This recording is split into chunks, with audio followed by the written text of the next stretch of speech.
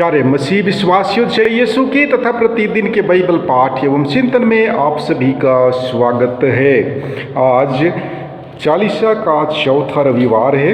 आज के पहले पाठ द्वारा माता कलीसिया हमें बतलाती है कि 40 वर्षों तक मरुभूमि में रहने के बाद इस्राएली योशुए के नेतृत्व में प्रतिज्ञात देश में प्रवेश करते हैं और इस अवसर पर प्रभु को धन्यवाद देने के लिए वे पास्का पर्व मनाते हैं।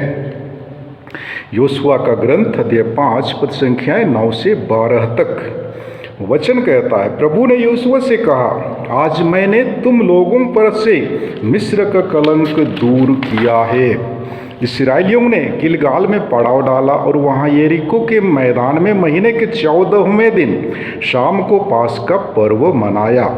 पास्का के दूसरे दिन ही उन्होंने उस देश की उपज की बेखमीर रोटियां और अनाज की भुनी हुई बालें खाई। जिस दिन उन्होंने उस देश की उपज का अन्न पहले पहल खाया, उसी दिन से मन्ना का गिरना बंद हो गया। मन्ना नहीं मिलने के कारण इस्राएली उस समय से कनान देश की उपज का अन्न खाने लगे। प्रभु की वाणी। ईश्वर को धन्यवाद। और आज के दूसरे पाठ द्वारा माता कलीसिया हमें बतलाती है कि मसीह स्वयं निष्पाप थे। उन्होंने हमारे पापों का प्रायश्चित किया और ईश्वर से हमारा मेल कराया है। अब ईश्वर की कृपा की सहायता से हम मसीह की पवित्रता के भागी बन सकते हैं। कुरिन्थियों के नाम संत पौलुस का दूसरा पत्र अध्याय 5 पद संख्याएं 17 से 21 तक वचन कहता है, यदि कोई मसीह के साथ एक हो गया है तो वह नया मनुष्य बन गया है। पुरानी बातें समाप्त हो गई हैं और सब कुछ नया हो गया है।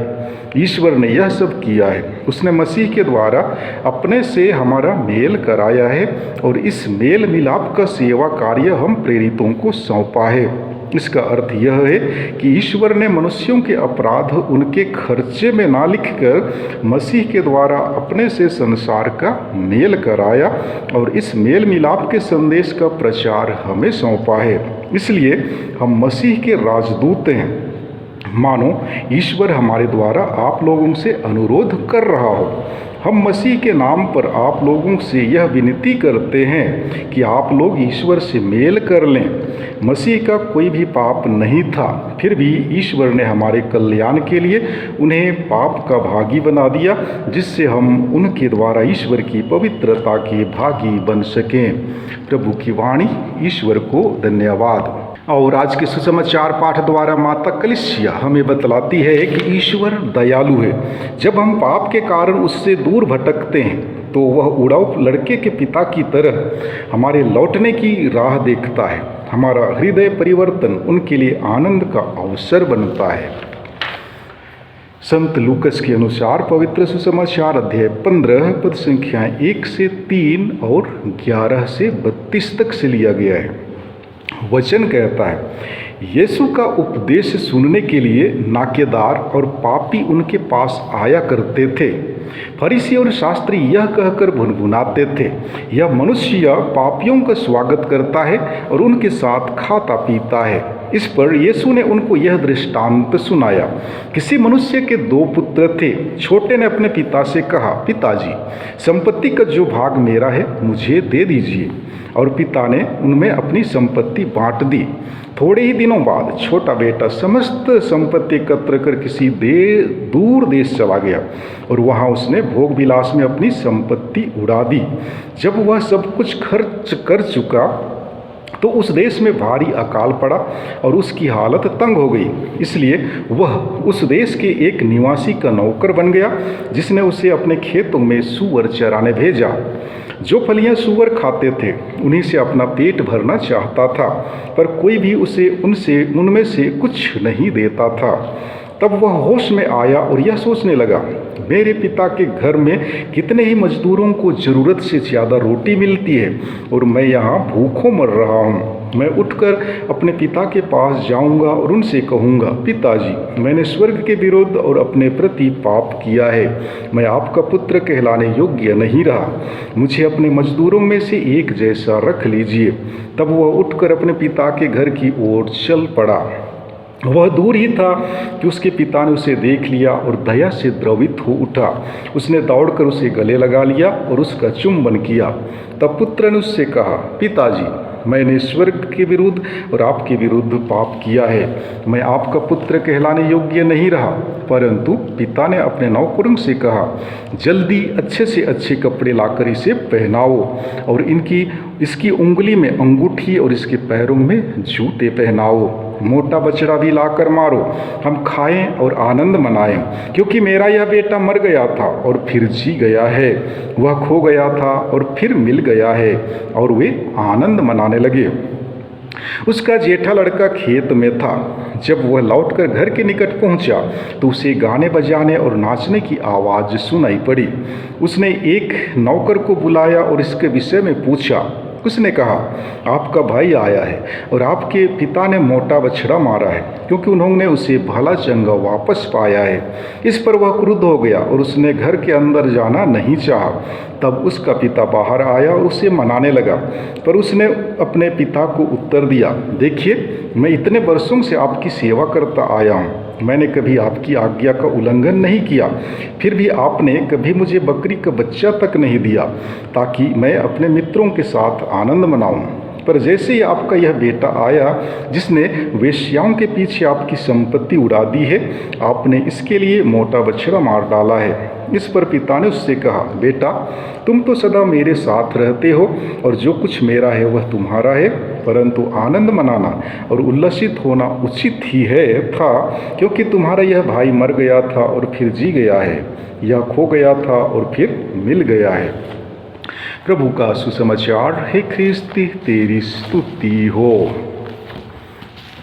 प्यारे मसीही विश्वासियों, पाप से पुण्य की ओर, अंधकार से उजाले की ओर, इस तरह के आशा भरे आह्वान हमें चालीसा काल में प्रेरित करते हैं। अर्थात अपने पुराने गलत रास्तों या कुमार्गों को त्याग कर सुमार्ग या ईश मार्ग की ओर बढ़ने की कोशिश करना।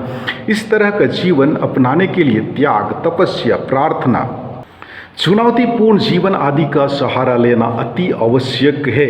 आज का सुसमाचार उड़ाव पुत्र के माध्यम से हमें हमेशा चुनौती देता है कि हम कैसे पश्चातापी, क्षमाशील, विनम्र, सहनशील एवं आज्ञाकारी बने। इन्हीं सब ख्रिस्तीय मूल्यों को अपनाकर हम पिता ईश्वर के प्रिय पुत्र पुत्रियां कहलाने योग्य बन सकते हैं। यहाँ पर पिता ईश्वर की सहनशील, क्षमाशील तथा प्रेम स्वतः झलकती है, जिसे पाने के लिए सभी विश्वास हमेशा तरसते हैं। आज के सुसमाचार में हमने देखा कि फरीसी और धर्मगुरु क्यों पापियों और नाकेदारों के साथ यीशु के उठने बैठने को लेकर इतना विरोध करते थे। इसका कारण है कि वे पुराने व्यवस्थान के नियमानुसार अपने को शुद्ध रखने में बहुत सावधानी बरतते थे। यहाँ तक कि वे विशेष व्यक्तियों और परिस्थितियों से अपने को अलग ही रखते थे। कहीं से घर आने के बाद भी वे हाथ धोना नहीं भूलते। यीशु ने इन सब रूढ़िवादी परंपराओं को हल्के में लिया। उन्होंने फरीसियों के निर्देशों के विपरीत जोखिम उठाकर कुछ विशेष लोगों, जैसे कुष्ठ रोगियों को हाथों से स्पर्श कर चंगा किया। घर आने के बाद उन्होंने हाथों को नहीं धोया। उन्होंने यह दिखाने का प्रयास किया कि ईश्वर सबों को प्यार करते हैं, चाहे वह कितना ही धनी या गरीब, पापी या धर्मी क्यों ना हो। उन्होंने अपने ऊपर लगे आरोपों की परवाह नहीं की, बल्कि उन सभी लोगों के पास गए जिन्हें उनकी जरूरत थी। सुसमाचार के अनुसार छोटे बेटे का चरित्र आज के उन युवाओं को प्रस्तुत करता है जो विद्रोही और अपरिपक्व स्वभाव के हैं। साधारणतः पिता के मरने के बाद ही जायदाद का बंटवारा होता है, किंतु इसने अपना विद्रोही तेवर दिखलाया। यहूदियों के लिए सूअर एक नापाक जानवर है, अतः उसे छूना या बलि चढ़ाना मूसा के नियमानुसार सख्त मना था। फिर भी छोटा बेटा सूअर द्वारा खाए जाने वाले फलियों को खाकर अपने को अशुद्ध कर चुका था। इसके बावजूद उसका पिता उसे दूर से ही आता देखकर दौड़ता हुआ गया और गले लगाकर उसका चुंबन किया। यह उसकी दयालुता को दर्शाता है। यही काम यीशु ने उन कोढ़ियों, नाकेदारों और पापियों के साथ किया। यही कारण था कि फरीसी और शास्त्री ईसा से ईर्ष्या करते थे। प्यारे भाइयों एवं बहनों, आज के दृष्टांत पर यदि गहराई से मनन करें तो इस दृष्टांत का शीर्षक ईश्वर के महान प्रेम का दृष्टांत के रूप में दे सकते हैं। इस दृष्टांत के द्वारा प्रभु यीशु हमें यह बताना चाहते हैं कि पाप करने वाला कितना नीच बन जाता है। जी हाँ, उड़ाऊ पुत्र अपने पिता के घर में कितनी शान शौकत से रहता था, अच्छे कपड़े पहनता, अच्छा भोजन खाता और छोटा पुत्र होने के कारण सबका प्यार पाता था। नौकर चाकर उससे छोटे मालिक कहकर पुकारते थे होंगे, उसे किसी तरह की कमी नहीं खलती थी, लेकिन उसने गलती की और यही सब बातें अभी उसे रह रह कर याद आने लगती हैं। वह घर वापस जाना चाहता था, लेकिन किस लाज से वह घर लौटे। घर वाले और आस पड़ोस वाले क्या कहेंगे, इधर ही मर जाना बेहतर समझने लगा होगा। ठीक उसी उड़ाऊ पुत्र की भांति जब हम पाप की हालत में जीते हैं तब कभी हमें अपनी गिरी हालत का एहसास होने लगता है। हम पाप छोड़ना चाहते हैं, अच्छा जीवन जीना चाहते हैं, परंतु साहस नहीं होता। दुर्वासना हमें अपने कब्जे में बांध कर रखी रहती है। उससे छुटकारा पाना बहुत मुश्किल हो जाता है। हम किस शर्म से अपने पाप स्वीकार करेंगे, ये सब भावनाएं हमें परेशान किया करती है। लेकिन यदि हम उड़ाऊ पुत्र की तरह हिम्मत जुटाकर अपने पापों के लिए प्रायश्चित करेंगे तो निश्चय ही दयालु पिता हमें अपने गले से लगाएंगे। आइए हम चालीसा काल में हम भी उड़ाऊ पुत्र की भांति अपने कुकर्मों को त्याग कर प्रभु के पास लौट आएं। प्रभु हमें जरूर क्षमा प्रदान करेंगे, बशर्ते हमें उस उड़ाऊ पुत्र की तरह अपने पापों के लिए आंसू बहाने की जरूरत है। हमें अपने आप को धन्य मानना चाहिए, क्योंकि हम इतने अच्छे ईश्वर पिता के बेटे बेटियां हैं जो हर हालत में हमें प्यार से संभालता है। बड़े बेटे के समान उसके प्यार का विरोध ना करें, बल्कि उसे समझने की कोशिश करें। आमीन।